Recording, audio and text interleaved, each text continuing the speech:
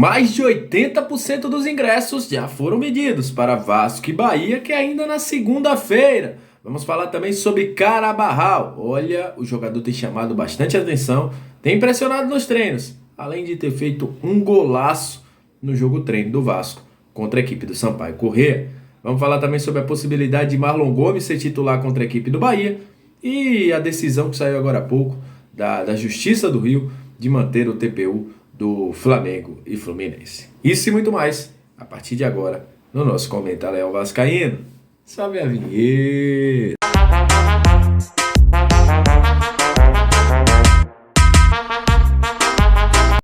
Salve, salve, torcedores e torcedoras vascaínas. Aquele abraço para você que está sempre junto com a gente, que curte, compartilha, que se inscreve no nosso canal. Muito obrigado pela sua audiência, pelos seus comentários, por estar todo dia aqui, pela sua fidelidade ao nosso Comenta Leão Vascaíno. Muito obrigado pelos membros do canal também. A você que está chegando pela primeira vez, seja muito bem-vindo. Eu sou o Léo, aquele lugar de análise, informação, opinião, tudo que envolve Vasco está aqui. É um prazer imenso ter vocês junto com a gente. Olha, vamos falar de Vasco a partir de agora, porque o jogo contra o Bahia é um jogo bastante esperado pela torcida. Primeiro que é o primeiro jogo do Vasco na volta à Série A São Januário. E segundo, que é um feriado, né?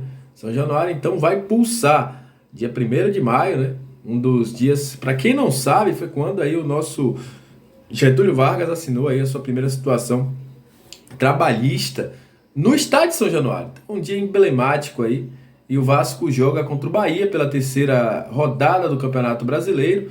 Para esse jogo, mais de 15 mil ingressos já foram emitidos até 2 horas atrás, né? Que foi a última parcial que o Vasco do sócio gigante divulgou. E casa cheia, porque todo mundo sabe, São Januário tem pouco mais de 20 mil lugares, né, liberados.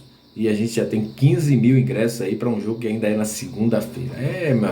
Já tivemos aí o último jogo contra o Palmeiras, como você está vendo passando na sua tela, sendo o maior público da rodada 2. E agora a gente mais uma vez lotando nosso estádio aí. Só mostra o quanto São Januário tem que ser urgentemente ampliado, né? Pensou? São Januário, 45 mil pessoas. O quanto o Caldeirão não ia ferver, né? Enfim, Vasco e Bahia promete. Para esse jogo também podemos ter uma novidade.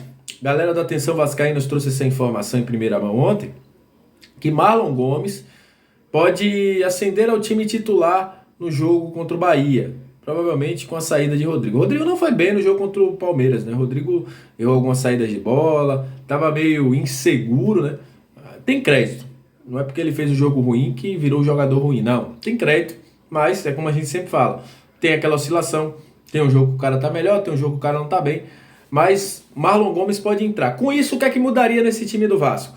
Seria um Vasco um pouco mais ofensivo, um pouco mais agressivo à frente. Um Vasco que buscaria um pouco mais o jogo contra o Bahia. Tem que tomar cuidado, porque o Bahia gosta disso, né? O Bahia gosta de jogar contra times que proponham o jogo, né? O Bahia tem muita dificuldade de propor o jogo. Mas quando tá jogando em transição ofensiva, o Jacaré, o Biel, são caras que são bastante utilizados. O Chaves também pela lateral esquerda. São nomes bastante utilizados para essa transição ofensiva. Aí fica nessa história, né? Será que com a entrada do Marlon Gomes a gente não perde um pouquinho de combatividade?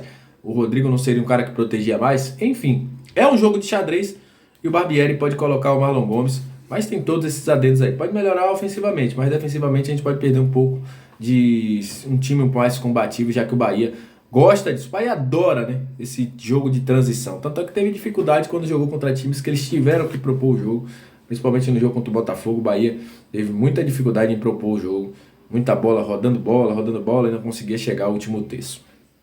Olha, falando sobre destaques, todo mundo viu, até inclusive está passando a imagem aí para você, né? Carabarral fez um golaço contra a equipe do Sampaio Corrêa no jogo treino, no CT. E eu já tinha essa informação, né, que é um jogador que vem muito bem, treinando muito bem. Vem chamando bastante atenção pela sua movimentação. Quando tem que buscar um passe mais longo, busca um passe longo. Quando tem que fazer uma tabela, ele faz uma tabela. Tem mostrado também pela sua habilidade, pela sua condução de bola. Isso tem chamado bastante atenção a quem está no bastidor do Vasco. E é um jogador que é visto como uma possível reposição ao Andrei. Já que na próxima semana a gente já deve ter a convocação para o Mundial Sub-20 e Andrei vai ficar de fora aí do Vasco de 8 a 7 jogos. Marlon Gomes também. E é visto como um cara que pode ser essa substituição, até porque o senhor também é um jogador de mais construção. Vem se mostrando bastante efetivo, além de ser um grande cobrador de falta, mostrou isso na falta que cobrou. É um jogador que vem se mostrando aí que pode mudar esse patamar do Vasco, dar um pouquinho mais de articulação ao meio de campo, criatividade. Vem chamando bastante atenção o Carabarral pela sua vontade e pelos seus treinos que têm sido feitos. Quem pode agradecer com isso é o Pedro Raul, né? Porque pode ter um cara para jogar a bola para ele, para deixar ele na boa. Então o Carabarral está chamando bastante atenção nos treinamentos. É uma das coisas que eu gostei de ouvir, né? Fui buscar essa informação para saber. E o jogador tem sido bastante. Tem se mostrado bastante bem aí nos treinamentos do Vasco. E esse gol de falta coroa aquilo que ele vem sendo feito, né, pelo Carabarral na última semana que vem no Vasco da Gama, né? Já tem uma semana no Vasco, Carabarral, praticamente, e vem chamando bastante atenção por isso. Nos treinamentos e também no jogo treino, se mostrou um jogador bastante participativo, jogador que se move bastante, se mexe bastante e ajudou bastante o Vasco também na vitória para o Sampaio Corrêa. E olha, informação de agora a pouco, a desembargadora aí passou a régua na situação, né, do Maracanã.